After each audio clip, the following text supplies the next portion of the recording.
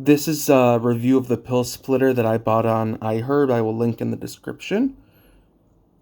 It is quite sharp, so you just need to watch your fingers. Don't let a kid control this. The current medication I have has a little crease or crevice in the middle, which is helpful to kind of know where to cut it. And then you just apply pressure and you do it. You could do more than one at once, but you lose some accuracy. And you could, if you want to cut them into quarters, you could also just push like this and then cut again.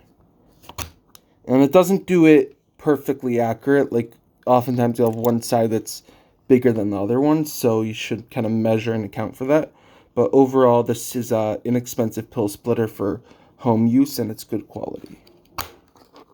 And it's only a few dollars on iHerb. I just added it to my order.